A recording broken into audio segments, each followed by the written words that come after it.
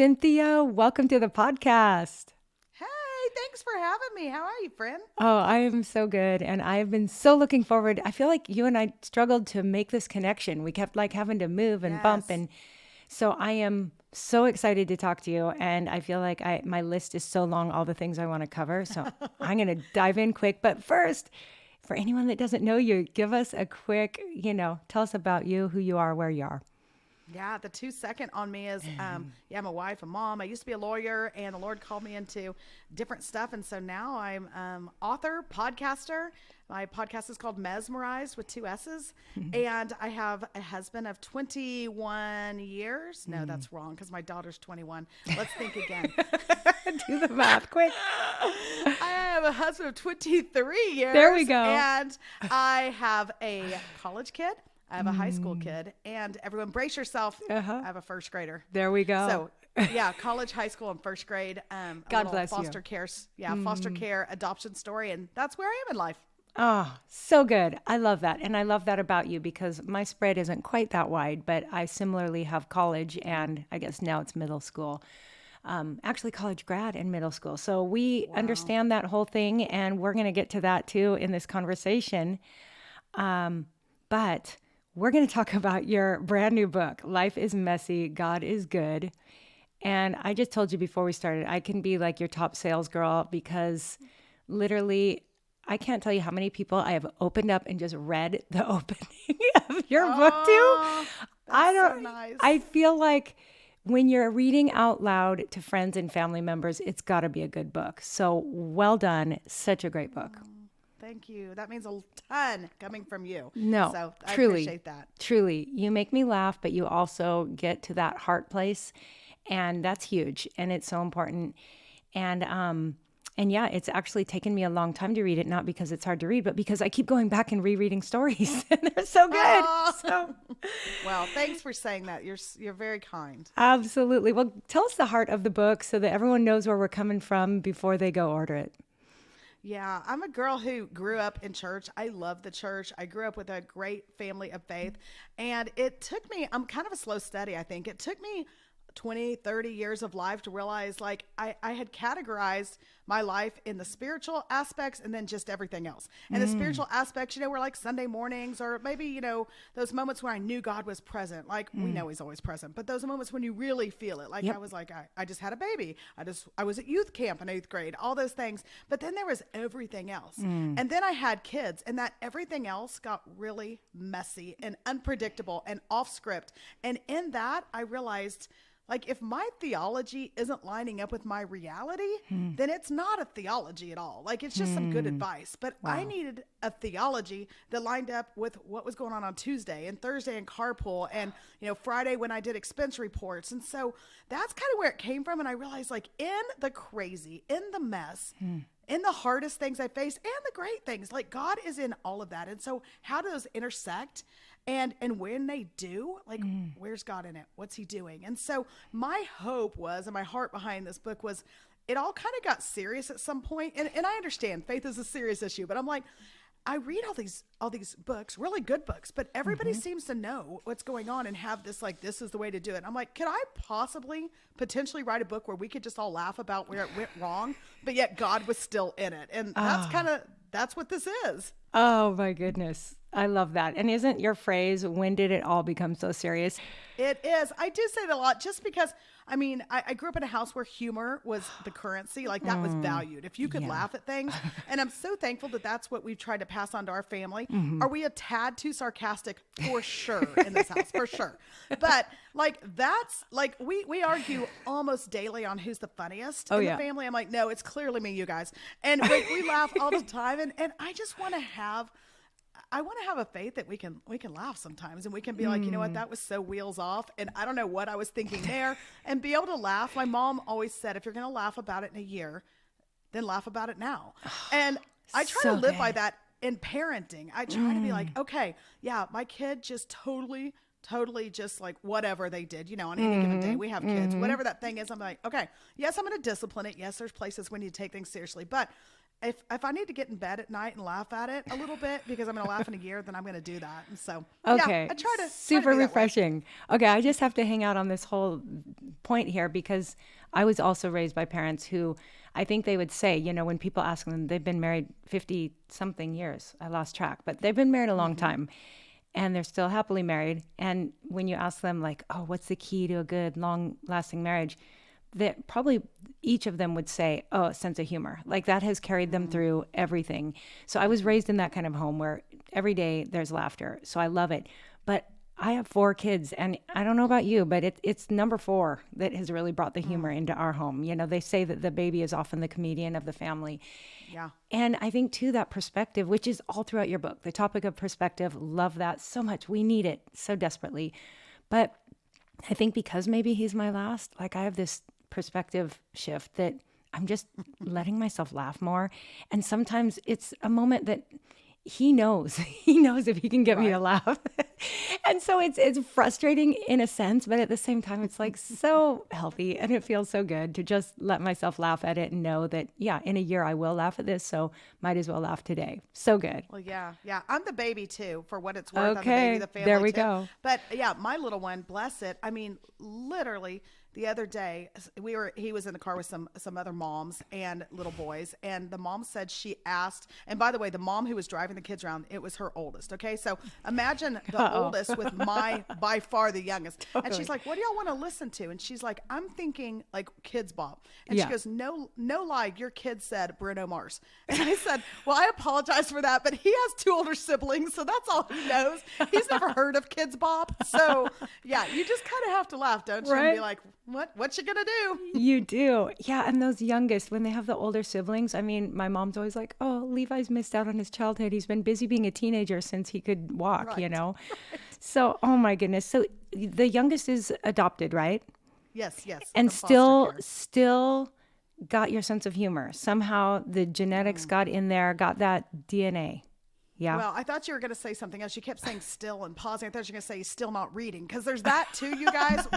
We even held him back, and he's still not reading. And so, listen, before everyone's like, oh, good, she wrote a book and she's going to talk about parenting or whatever else, like, we're totally missing the boat. But yes, he has a pretty good sense of humor. Of course, he takes it too far constantly because he's the youngest. And what sounds funny or is kind of funny coming out of like, a junior in high school or in college isn't quite as, endearing with a little one, but nonetheless, yeah, he's pretty funny. Absolutely. And I think you mentioned the reading issue. I think when they do have a great sense of humor, they learn to compensate for other things using that, which is good, but we also need to be aware of it, right? Right. It's time to read, everyone. In fact, people have heard me laughing about this. Not laughing, well, kind of laughing, so I don't cry. And everyone is sending me like their book recommendations. People are like, if you can get to Cleveland, I can tutor him. I'm like, bless it, poor kid. Oh, he's going to be fine. He's going to be fine. Everyone. It's fine. Yes, absolutely. Okay, well, you touched on foster care, but I'm so interested because I'm such a fan and I just love your heart for that. Can you tell us just a little bit of that story? Yeah, the short version is I was sitting downtown Dallas in a law firm, 40th floor, and I had this moment of what now I would call church words, holy discontent. Okay. Like if you grew up in church, you know those words, but basically I knew the words. I don't think I knew the feeling until that day, but I was sitting in my office and I kind of put my head back and I had the sense of the Lord just saying, there's something else. And I've never had that before. And I was like, well, I got a really good job and I have a really good education to give me that job. So we're going to chalk that up to lunch or something because that's got to be wrong. Yeah. And then over a series of time, I just knew. And so I just prayed. I'm like, Lord, whatever it is you want for our family, we'll do it. Like whatever it is, but just like make it evident, like obvious to us. And so over a period of a couple of months, I stopped practicing law. My husband's a lawyer and I'm so thankful that he is. I mean, he pays the bills, thankfully. And I who knows what I do, but I stopped practicing law and we knew that the Lord called us into foster care. And so that's kind of how we got there. But, and even then we were like the most reluctant. I always say it was the most reluctant yes I've ever given, because I was like, oh gosh, Lord, I think foster care is for like those super spiritual people that are like, like all in. And I feel like we like let our kids play select sports on Sundays and like we break some of the rules of what you're supposed to do. And the Lord is like, no, you're the ones. Yeah. And so our little one, it was the very first placement we got, and he never left. We were not looking to adopt, but the Lord had a different plan. And so yeah, he's been with us since he was 2 months old. We adopted him at 2, and I'll just sum up the whole thing to say my testimony is always about foster care, and I want want this to be a word for whatever God's calling you to, not specific to foster care. But I went into it scared of what it would do to our family. And I came out of it scared of who we'd be if we had not done it. Because the Lord changes you when you go do the things you're called to do. And whether that's foster care or taking a casserole across the street or whatever your thing is, the Lord changes you, and he changes your family from the inside out. And the thing is he's faithful and he is good, and you know him differently when you walk roads where if he doesn't show up, it's going to be bad. And so I just, when people ask about foster care, I'm always a little hesitant because I do think a lot of people are called to foster care. I think a lot of people aren't, but I always want our story to be a bigger story of like, listen, go do the hard thing. Wow. You can do this and the Lord will show up. Okay. That gave me goosebumps, or as we say here in Hawaii, chicken skin. That was like such a word and so important for whatever it is. And we each know, like everybody listening right now is thinking of that thing that might be on their heart. Maybe the Lord's nudged them and they're like, oh, what if I don't do it? Like, that's a great way to look at it. That's powerful. Just a reluctant yes is all it takes. Not even a like, I'm all in, just a little yes. Yeah. It goes a long way. So, yeah. And probably like I say about homeschooling, you would say about foster care that, yeah, it's not for everyone, but a lot more people would do it if they knew how great it was or knew what it would look like for their family. So, that's amazing. Would you want to homeschool another one? I've got one over here that could learn to read. We could come for a little while. Hey, you are welcome here. That would be so much fun. I think our kids would get into some trouble together, though. For sure. Okay, well, there's too many topics in this book I want to cover because I know that everyone listening can relate to so many of them. But I want to talk friendships. All of us moms, it can be a struggle. It can be hard when you're busy, maybe working with your family, all that. But you talk about your 4 crazy friends, or the category of 4 crazy friends. Can you expound on that a little for us? Yeah. I think friendship's one of those things that like we crave. And I think we could all agree esoterically, like, yeah, that's very important. We need community. We need people around us. But yet we often don't because we don't prioritize it. Yeah. I'm the worst at it, and I'm extroverted. So even if you're not leading extroverted like I am, I can see where that would be even harder. But life is busy and it feels like a luxury to really invest in friends. And I'm just so thankful. I have lots, like all of you, lots of different groups of friends, but you're referring to these 4 or 5 girls that we've had lunch together every Wednesday. I mean, I'm not always there, but some group of us there every Wednesday since our kids were little. Like we're talking over 10 years. Amazing. And these girls have just been like, we've been the rock for each other, and we've had divorces and defiant children and parents pass away and cancer diagnosis and one husband had an affair and all these things. And I'm reminded of how important community is. And I think what happens in friendship, Monica, I don't know if everyone feels this way, but I do. I feel like it's one of these things where we tend to value, like a lot of things in life, quantity over quality. And the thing is like, we just need quality friendships. Yeah. We need good, strong, and if you're like me, it's easy to look around and be like, oh man, everybody went on a girls trip. I didn't get invited. Oh, they all had a game night. Nobody, like I can go back to my 6th grade insecurities faster than anyone can think of. And so my encouragement has been just lean in to the ones that the Lord's put around you. Be that friend to others. Be the friend you need. And biblically speaking, I think of that story of the man who was paralyzed and he was on a mat, right? And his 4 friends heard that Jesus came to town. So they pick him up and they take him, and he gets there and they realize like, we can't even get in the door. Like there's so many people. And so did they give up? Of course not. They went up on the roof and they got a hole in, right? And they lowered him in because they knew Jesus was the only thing that could save him.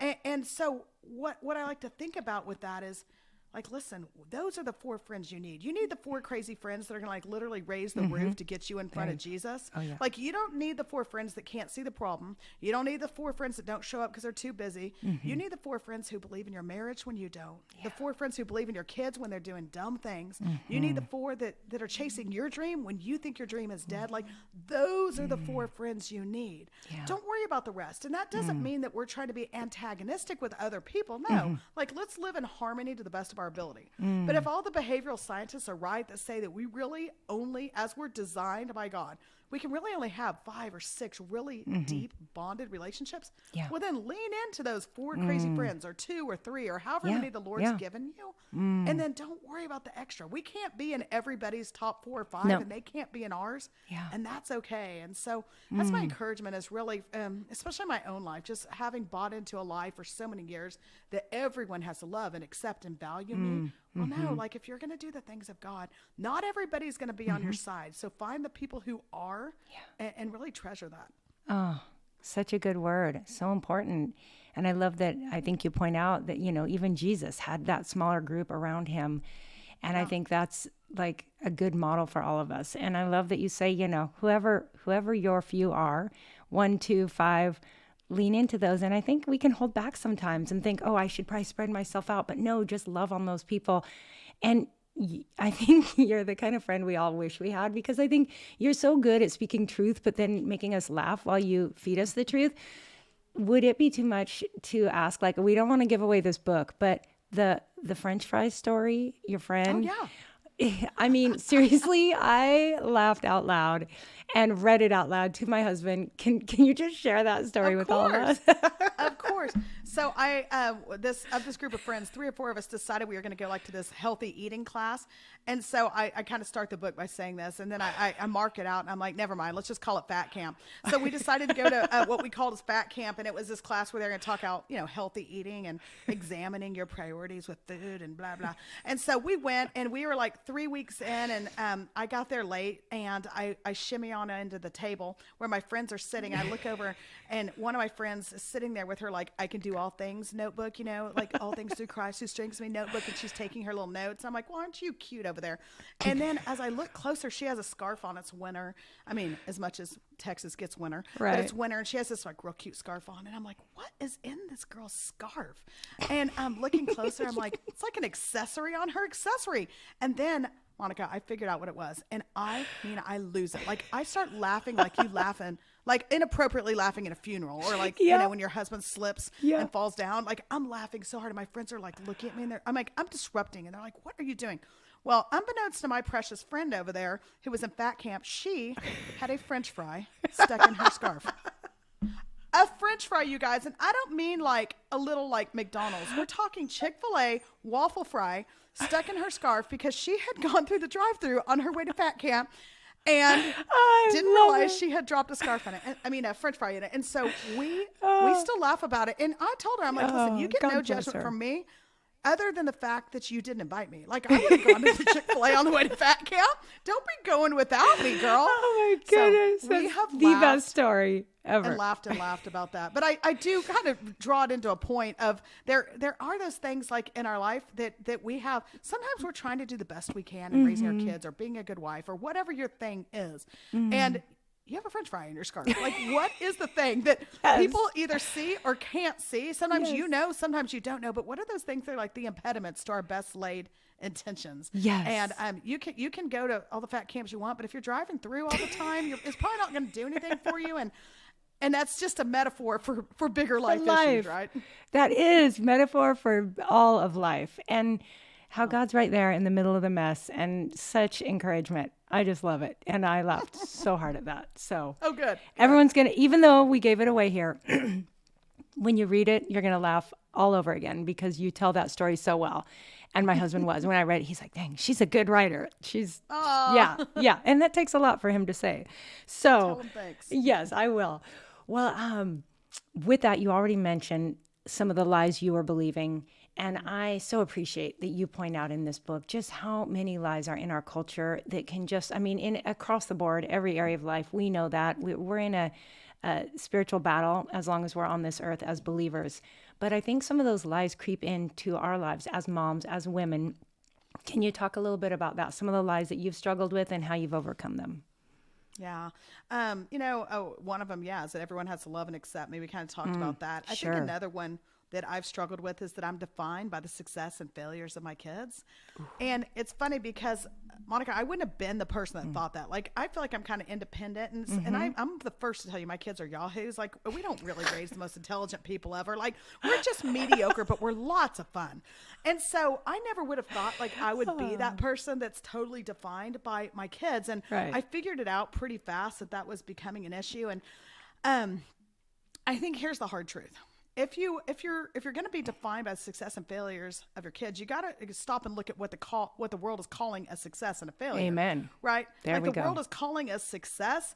things that are measurable, how well you do academically, how fast you can run around the track, all those kind of things. But what's not measurable are the very things that are most God honoring on any given day. Yes. Like, we're not measuring and calling a success or giving a certificate when our kid leaves a text thread that's not appropriate, or when our kid sits with someone else in the cafeteria that didn't have a friend, or our kid walks away from a popular group because they're making bad choices. Like, that's not measurable, but that's God honoring. And so that's the issue that comes with our culture's definition of success. Is most often measurable, and the things we want our kids to do are not measurable. The same thing happens when you think about failures. Like, what's a failure at the end of the day? Like, what gets called a failure? I kind of tell the story in the book, but my son 2 years ago was on the football team in high school, and this was his year to get the Friday night lights. And you guys, listen, calm it down. I live in Texas, and nothing reigns as superior and supreme as Friday night lights. Football. And so this was his year. And so he's all ready. Like, the season starts, and he's like, put me in, coach. And he's all ready. And then he doesn't go in. And the next week he doesn't go in. And the next week. And so it got real quiet and real interesting in our house. And by the end of the season, he played a tiny bit, but not really. And so he was really bummed. We all were. And we went to the end of the year, like, banquet, a football banquet. And I was like, do we really have to go? To my husband, I'm like, do we really have to go? Like, we've been celebrating these kids all year. And there's nothing wrong with that. I'm so glad we were celebrating, but at the same time, I was just like, is this necessary? And so we get there. My husband's, of course, much more rational and reasonable than I am. So he's like, yeah, we're going. And so is our son. So we go, and they call out all the awards at the very end. Last award, I'm like, oh, we're finally going to get out of here. They call up my son. And I'm like, okay, well, coach, you got the wrong guy. Like, the kid didn't touch the field. And the coach starts talking about how the scout team, and, the scout team is the team that gets the real team ready. He didn't say that. I'm saying that. But, they do all the same workouts, the same hard hits. They are there all the long hours. But on Friday night, they're not playing. They're getting the other team, the real team, ready to play. And he named my son the MVP of the scout team. And you know what I realized in that moment? He took a perceived failure and he named it a success. And that's what I think is the deal. If we start defining ourselves by the failures of our kids, who gets to decide what's a failure?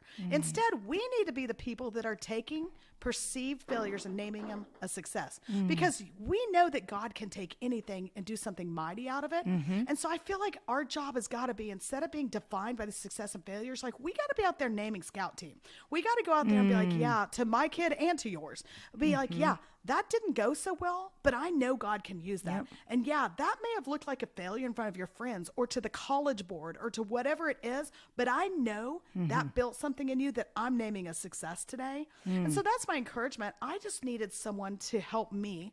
Most of my parenting years, see, like, believe forward in your kids and what God will do in your kids. Start naming things as success in your own kids, but be the mom that can do that for everyone else's kids too. Ooh. Oh, that's a good word right there. Thank you so much. And I talk a lot about character, and that's one challenging thing is it's not always measurable, and it's a heart issue. And so I love those opportunities to speak them out. And I think a mom's words are powerful. I think if we believe in our kids, even when they don't believe in themselves, so powerful. I love that story. Yeah. Well, and can I add one other thing to that? Of course. I do think this always stays with me. It's just that I feel like that coach really pointed out that just because our kids' names aren't called on the loudspeaker doesn't mean like their contribution didn't count. And just because they played a support role, that doesn't make it a failure. And just because you're not in the highlight video, like, you shouldn't diminish that value. And in today's culture where platform is king and social media is king, we need those reminders that, like, it doesn't have to be platform worthy to be significant. And most of the time it's not.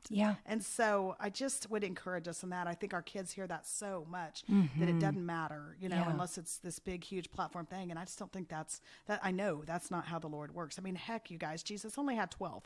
So let's just calm down on needing these, big platforms to have any significance in life. But it is such a challenge because they are growing up with social media and they're seeing all these platforms and goodness, but if we can help them understand, the audience of one, I remember just feeling so blessed when my oldest son started to tell me that, the things he does is really because he really, really believes that God sees him and that there's eternal rewards. And I was like, if that can click.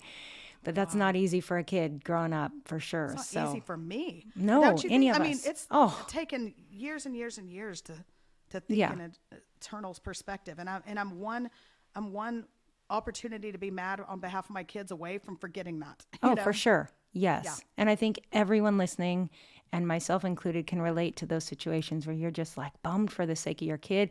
But we need to keep speaking truth to ourselves and to them to help them hold on. Oh, such good stuff. Well, part of that is community. Part of that is surrounding them with good people. And I love that you love the church because I am a fan too. And I think it's a hard time right now in the world to communicate how important the local church is. But give us some thoughts on that. Yeah. I grew up in church, and so I really know church. I say in the book that, like, if Serena Williams knows tennis, Cynthia Ganoff knows church. Like, I was born in the church, basically, people. But and I can laugh at all the church things, and I do. I laugh at all the funny things we say, the weird things we do. I mean, I could go on for days about it. The hard thing about church is also that some of the deepest wounds we have come from the church or church people. And that's what makes it really tricky. And so I don't want to minimize that it's been hard for a lot of people, myself included, have had some really hard walks with church people. I'm not talking in terms of physical abuse, but in terms of just emotionally really struggling and suffering and feeling let down and disappointed. It can be really hard. Like, let's acknowledge that. Yeah. But I'm so thankful to know that, listen, the church is full of, like, the misguided, those who get it wrong, myself included, right? And I think where we get in trouble is that we start associating God with the people of God. And there's a big distinction between them. Yes. And so when we allow maybe just the loudest voice in the room to speak over us things that God has never spoken over us, that becomes a problem. And so I guess my encouragement is for myself, I've had to step back before many times, oftentimes, and been like, okay, like, this isn't God's truth about me, and this is maybe an individual's truth about me, sometimes actually spoken, sometimes I've read into that, and I have to step back and line things up with truth, with God's word. What do I know that he says about me? What do I know about what he loves and who he is? And you know what? When you do that, you realize he loves the church and he loves the people in the church too. And so I just say, are there times? Absolutely. When we need to maybe look for a different church. There's a lot of things that we can do besides walking away. I think the illustration I think about most often is, if you're invited to go to the White House, irrespective of who the president is, and you could go in and see all the history there and see our national defense plans and all that. But on your way in at the gatehouse, the guard was playing music you didn't like, and you're like, you know what? I'm not going in. I didn't like the music.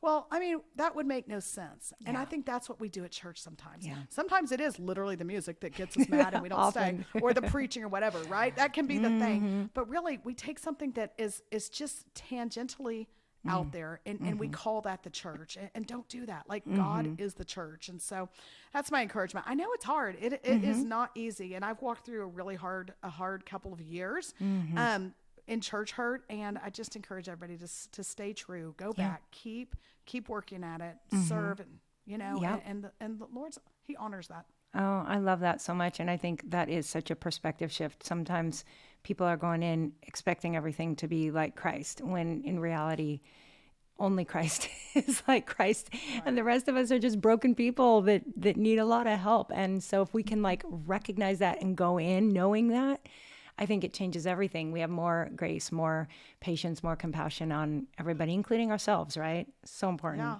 totally. Yeah. I love that. Okay, so there's just like 15 more points I want to cover, but I won't. I'll let people just read the book.